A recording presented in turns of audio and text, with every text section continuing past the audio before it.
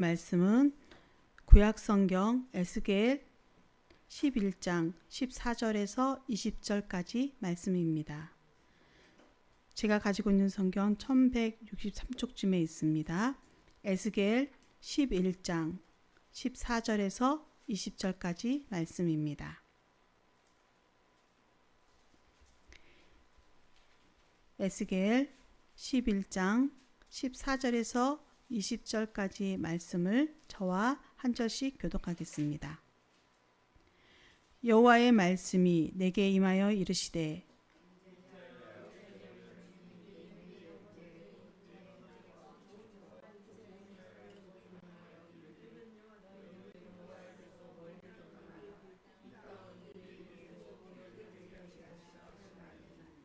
그런즉 너는 말하기를 주 여호와의 말씀에 내가 비록 그들을 멀리 이방인 가운데로 쫓아내어 여러 나라에 흩었으나 그들이 도달한 나라들에게서 내가 잠깐 그들에게 성소가 되리라 하셨다 하고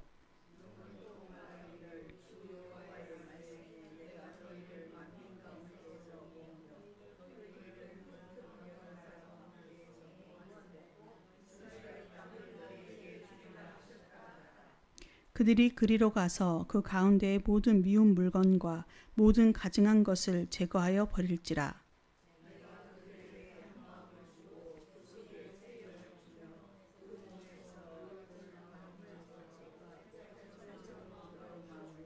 함께 읽겠습니다. 내 율례를 따르며 내 규례를 지켜 행하게 하리니 그들은 내 백성이 되고 나는 그들의 하나님이 되리라. 아멘. 할렐루야. 오늘도 함께 하시는 주님의 은혜와 평강이 임하시기를 소망합니다. 에스겔 11장은 유다 백성이 바벨론에 의해서 포로로 끌려간 암울한 시대를 배경으로 하고 있습니다. 예루살렘에 남아있던 사람들은 이 포로로 잡혀간 자들을 하나님께 버림받은 자들이라고 생각을 했습니다. 그러나 하나님은 오히려 이 포로된 백성들에게 소망의 말씀을 주고 계십니다. 우리가 14절부터 읽기 시작을 했었는데요. 11장 1절에서 13절의 내용은 에스겔이 환상 중에 성전의 전 동문에서 고관들을 보고 그들이 불의를 품고 악한 꾀를 꾸미며 성을 더럽힌다라고 지적을 하고 있습니다. 지도자들이 자신들이 가마에 있는 고기라고 생각을 하는 거예요.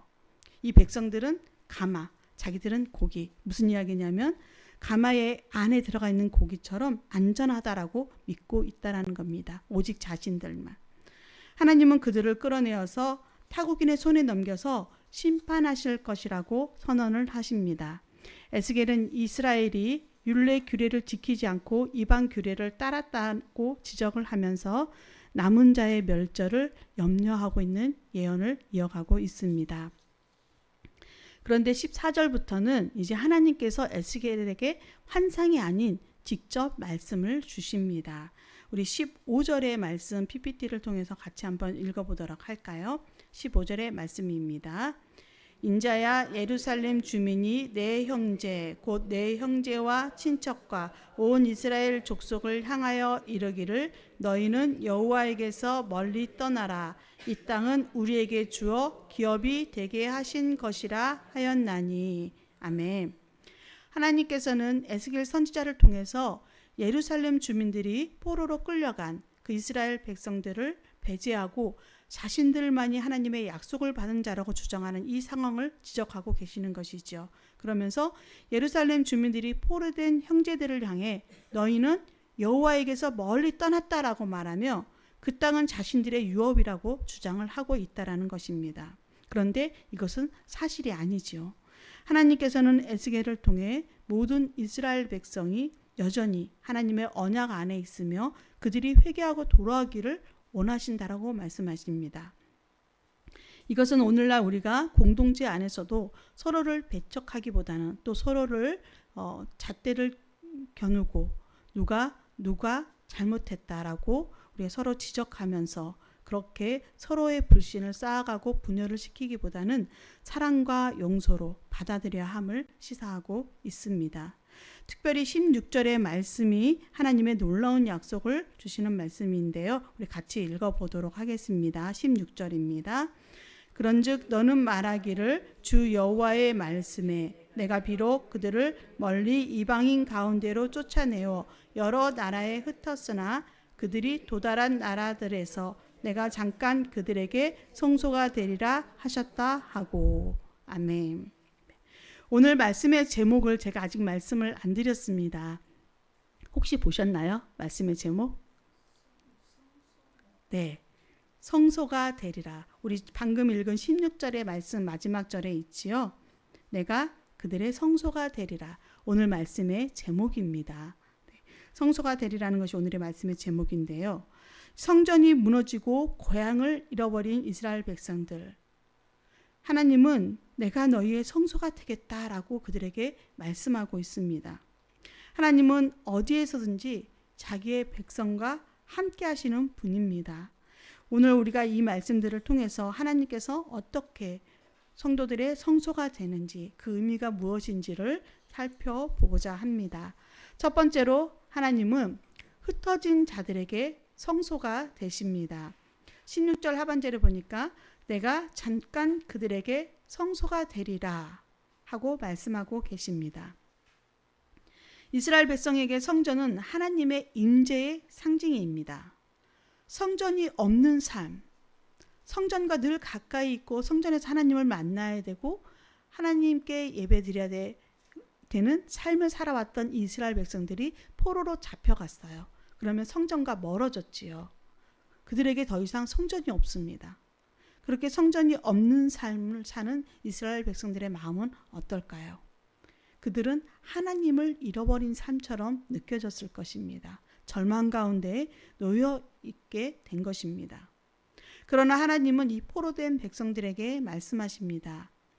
예루살렘 성전이 여기에 없어도 괜찮다. 내가 직접 너희의 성소가 되겠다라고 말씀하고 계십니다. 여기서 성소라는 것은 어떤 의미를 갖습니까? 하나님을 만나는 장소, 보호받는 장소, 안식을 누리는 장소를 의미하고 있습니다. 그런데 여태껏 그곳이 예루살렘 성전인 줄 알았는데 그 성소가 예루살렘 성전인 줄 알았는데 그곳에 하나님이 계셔서 그곳에서 보호받고 그곳에 가서 기도해야 이루어지고 하나님을 만나는 줄 알았는데 아니라고 말씀하시는 거예요. 지금 포로로 잡혀와 있는 이 땅에서 내가 잠깐 너희의 성소가 되어주겠다. 너희들이 있는 그곳에 내가 성소가 되어주겠다라고 말씀하십니다. 내가 만나주겠다. 내가 보호하여 주겠다. 안식을 누리는 장소가 되겠다. 하나님께서 이스라엘 백성을 심판하여서 여러 나라로 흩으셨지만 그들이 도달한 그 나라들에서도 하나님께서 함께해 주실 것을 약속해 주시는 것입니다. 비록 백성이 물리적으로 성전에서 멀어졌을지라도 하나님의 임재와 보호는 여전히 함께 하심을 의미하고 있습니다. 이처럼 하나님은 어디에서나 자신의 백성과 함께 하시며 어떤 상황에서도 그들을 버리지 않으시는 신실한 분임을 강조하고 있는 말씀입니다. 성도는 환경이 무너질 수 있습니다. 우리가 지금 살아가고 있고 우리가 예배드리는 이 삶, 이 시간들, 또 이런 환경들이 영원하다라고 확신할 수 없습니다. 어떠한 환경이 우리에게 닥칠지 모릅니다. 때로는 그것이 건강이 무너져서 함께할 수 없을 때도 있고 직장을 잃어서 마음이 무너질 때도 있고 관계들이 깨어져서 어려움을 당하기도 하고 익숙한 삶의 터전을 떠날 수도 있지요. 그러나 하나님은 변하지 않으십니다. 환경은 우리를 변하게 할지 몰라도 우리가 변화되는 환경 속에서 어려움을 겪고 있다 할지라도 하나님은 우리를 버리지 않으십니다. 하나님은 신실하신 분이기 때문입니다. 성전이 없어도 하나님은 우리와 함께 하시고 우리가 예배당을 떠나서 삶의 일터 속에서 가정 속에서 살아간다 할지라도 하나님은 그곳에 함께하고 계시는 줄 믿습니다. 광야와 포로지에서도 하나님은 성도의 성소가 되어 주십니다. 신약에서는 성령께서 우리 안에 거하심으로 성도 자신이 하나님의 성전이 되었다라고 말씀하고 있지요. 우리 고린도전서 3장 16절의 말씀 PPT를 통해서 같이 한번 읽어보도록 하겠습니다. 너희는 너희가 하나님의 성전인 것과 하나님의 성령이 너희 안에 계시는 것을 알지 못하느냐. 아멘. 우리 자신이 이제는 하나님의 전이 되었습니다. 우리 자신이 하나님의 성소입니다.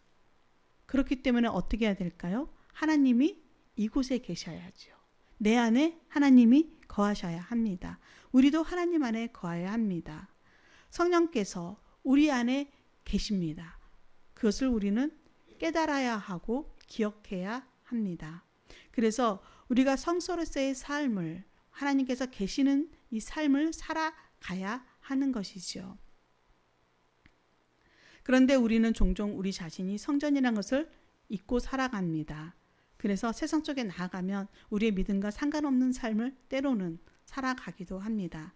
그러나 이 시간 우리가 기억해야 할 것은 우리가 하나님이 머무시는 곳이다.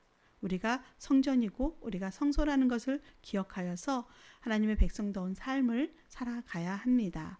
그러면 우리가 성소니까 이 예배의 자리, 이 교회에 꼭 나오지 않아도 되는 거 아니에요? 라고 말씀할 수 있습니다. 어디서든지 예배 드리면 되고 어디서든지 하나님이 계시니까 우리가 교회에 굳이 출석하지 않아도 되는 거 아닌가? 라는 질문을 할 수도 있습니다. 그럴까요? 왜 우리는 교회에 모여서 예배 드려야 하는 것일까요?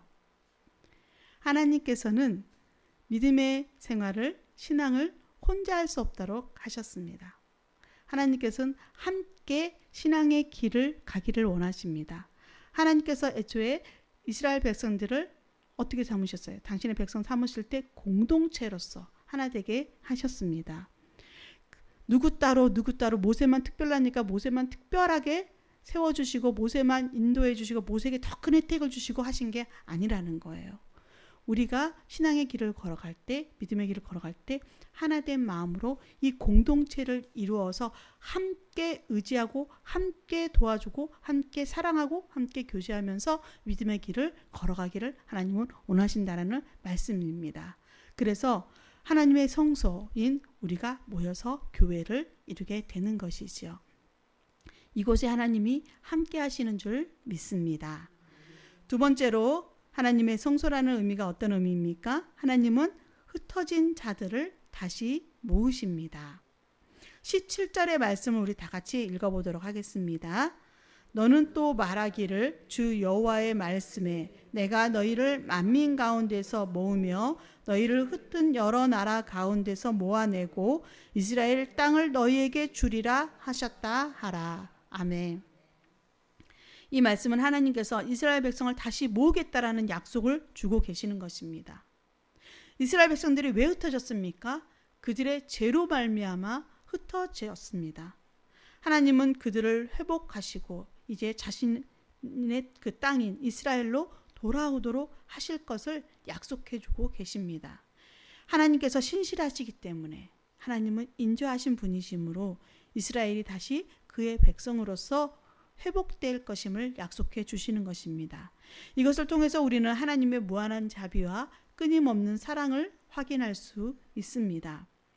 하나님께서 이스라엘 백성들을 흩으신 것은 분명한 심판의 결과입니다. 그러나 하나님은 그 심판으로 끝나지 않으신다라는 거죠. 심판 뒤에는 반드시 회복의 계획을 가지고 계십니다. 이스라엘이 포로 생활을 합니다. 포로 생활은 하나님의 버리심이 아닙니다. 지금의 이스라엘이 하고 있는 이 포로 생활은 뭐라고요? PPT에 나와 있지요. 훈련과 회복의 과정입니다. 네. 잠깐의 우리에게 어려움이 있는 것은 훈련과 회복을 위한 과정입니다. 이스라엘을 죄로 인해서 흩으셨지만 왜 하나님이 흩으셨습니까? 다시 모으기 위함이에요. 무슨 말씀이냐면 그들의 하나님께 심판을 받고 흩어졌지만 그 속에서 그들이 고난을 받고 경험을 통해서 다시 하나님을 찾고 그들의 믿음이 회복되기를 원하신다라는 거예요. 그리고 거기서 끝이 아니라 하나님은 그렇게 회복된 백성들을 다시 불러 모으시겠다라는 겁니다. 성경에서 언제나 하나님은 모으시는 하나님입니다. 잃어버린 양을 찾으시는 하나님이고 흩어진 이스라엘을 모으시는 하나님입니다. 죄인들을 부르시는 하나님입니다. 예수 그리스도께서 십자가를 통해 흩어진 하나님의 자녀들을 하나로 모으셨습니다. 오늘도 하나님은 상처로 흩어진 마음을 모으시고 깨어진 공동체를 회복시키시며 잃어버린 믿음을 다시 세워주십니다. 18절의 말씀 같이 읽도록 하겠습니다. 그들이 그리로 가서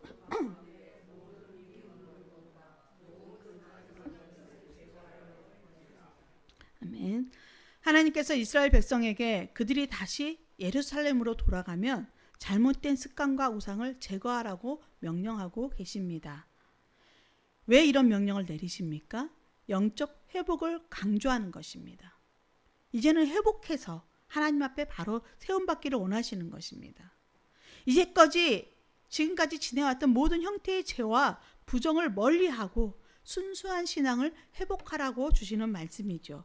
따라서 이 말씀은 하나님의 성소를 깨끗하게 유지하며 하나님과 올바른 관계를 회복하라는 요구를 담고 있는 말씀입니다. 오늘날 우리가 주의 성전이라고 말씀을 드렸습니다. 예수님께서 우리 안에 계셔야 합니다. 그런데 우리의 미움, 시기, 다툼, 더러움 이런 죄악을 가지고 어떻게 예수님을 모실 수가 있습니까? 지금 하나님께서 이 흩어진 백성들을 다시 모으기 위해서 어떻게 하라고요? 모든 미운 물건과 모든 가증한 것을 다 제거해 버려라 라고 말씀하고 계십니다. 깨끗하게 하라는 거지요. 오늘 우리들은 어떻게 우리를 깨끗하게 할 수 있습니까? 바로 예수 그리스도의 보혈로서 우리가 깨끗함을 입은 줄 믿습니다. 우리의 죄가 주님의 보혈로 말미암아 씻김을 받았습니다. 이제는 다시 죄악들로 더럽히지 않도록 우리는 이 깨끗한 마음을 유지해 나가야 합니다. 그런데 살면서 그것이 참 어렵지요. 우리는 연약한 존재들이고 쉽게 넘어지는 존재들입니다. 그렇기 때문에 날마다 우리를 도우시는 분이 계셔야 합니다. 그분이 누구입니까? 바로 성령님이십니다. 성령이 내 안에 계셔서 날마다 우리의 믿음을 붙들어 주셔야 되고 흔들리는 믿음, 넘어지는 믿음을 다시 일으켜 세워 주셔야 합니다. 그렇기 때문에 우리는 성령님이 내 안에 거하시기를 날마다 기도하며 사모해야 하는 것이지요. 그렇게 우리의 성전을 깨끗하게 하고 하나님과의 올바른 관계를 유지하도록 우리의 믿음을 더욱 힘써야 하겠습니다. 우리의 성소가 되어주시는 하나님은 세 번째로 새 마음과 새 영을 주십니다. 19절의 말씀 같이 읽겠습니다. 내가 그들에게 한 마음을 주고 그 속에 새 영을 주며 그 몸에서 돌 같은 마음을 제거하고 살처럼 부드러운 마음을 주어. 아멘. 하나님께서 이스라엘 백성에게 새로운 마음과 영을 주시겠다라고 약속하십니다. 하나님은 그들의 냉담하고 완고한 돌 같은 마음을 제거하고 부드럽고 순종하는 살처럼 부드러운 마음을 주겠다라고 말씀하십니다. 이것은 그들이 하나님의 계명을 순종하며 살아갈 수 있도록 하기 위함입니다. 여전히 딱딱한 마음을 가지고 여전히 완악한 마음을 가지고는 하나님께 순종할 수 없고 새로워질 수가 없습니다. 하나님께서 원하시는 궁극적인 회복은 환경의 회복이 아닙니다. 다시 돌아와서 이스라엘 건설을 시키고 이스라엘 땅이 넓어지고 다시 성전을 짓고 이러한 회복을 말씀하시는 것이 아니라 하나님께서 원하시는 참된 회복은 하나님께 돌아오는 마음의 회복입니다. 포로의 근본 원인은 우상 숭배와 하나님을 떠난 마음에 있었습니다. 그래서 하나님은 이제 그것들을 다 없애버리고 새로운 마음을 주겠다라고 약속하십니다. 그 몸에서 돌 같은 마음을 제거하고 살 같은 마음을 주어. 이 말씀이 과연 무슨 말씀입니까? 돌 같은 마음이 뭐라고 써 있는지 우리 같이 읽어볼까요?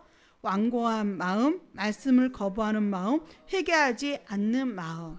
네, 여태까지 이스라엘 백성들은 이러한 삶을 살았다라는 거예요. 돌 같은 마음을 가지고 살았다라는 겁니다. 완고하게 죄악의 길로 끝까지 갔다라는 거예요. 수많은 선지자들이 이야기하고 돌아오라고 회개를 촉구했음에도 불구하고 돌이키지 않았다라는 겁니다. 말씀을 거부했다라는 겁니다. 그리고 회개하지 않았다라는 거죠. 그러나 이제는 달라져야 합니다. 하나님께서 새로운 마음, 새 영을 주시니 달라져야 합니다. 어떤 마음이요? 살 같은 마음. 살 같은 마음은 어떤 마음입니까? 함께 읽습니다. 하나님 말씀에 반응하는 마음, 순종하는 마음, 성령께서 역사하시는 마음. 네, 살 같은 마음, 부드러운 마음. 이 약속은 오순절 성령 강림을 통해 더욱 풍성하게 성취가 되어졌습니다. 성령은 우리 안에 새 생명을 주시고 하나님의 뜻을 따라 살아가게 하셨습니다. 이 말씀은 하나님의 변함없는 사랑과 은혜를 나타내며 회복과 변화의 상징으로 신앙생활에서의 새로운 변화를 겪게 합니다. 참된 회복은 하나님을 향한 마음이 새로워지는 것입니다. 20절의 말씀 같이 읽겠습니다.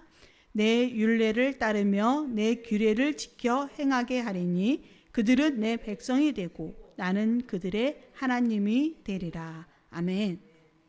하나님께서 이스라엘 백성들에게 새 마음과 새 영을 주어서 그들이 하나님의 율례와 규례를 따르고 지키게 하실 것을 약속하는 내용입니다. 살 같은 부드러운 마음을 이제 주셨으니 어떻게 해야 합니까?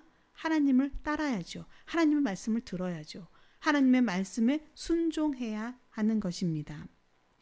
이스라엘이 영적으로 갱신되고 회복을 경험하게 되고 다시 하나님의 백성이 되며 하나님도 그들의 하나님이 되겠다라는 언약의 확정을 주십니다. 이런 관계 회복은 구약에서 예언된 메시아 시대와 또 신약의 성령 강림을 통해서 이루어진 새로운 언약의 성취로 우리가 이해할 수가 있습니다. 하나님께서는 우리에게도 회복의 약속을 주십니다.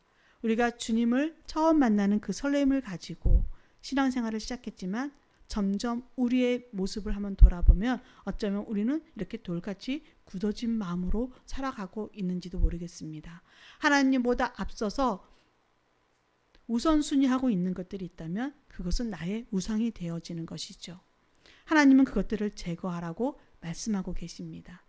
우리의 죄악된 모습에서 돌이켜 깨끗하게 하라고 말씀하고 계십니다.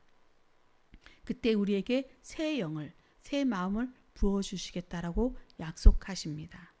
오늘의 회복의 약속은 무엇입니까? 마지막 결론의 말씀, 회복의 약속 첫 번째 함께 읽습니다. 내가 너희의 성소가 되리라. 두 번째, 내가 너희를 다시 모으리라. 세 번째, 내가 너희에게 새 마음과 새 영을 주리라. 아멘. 네.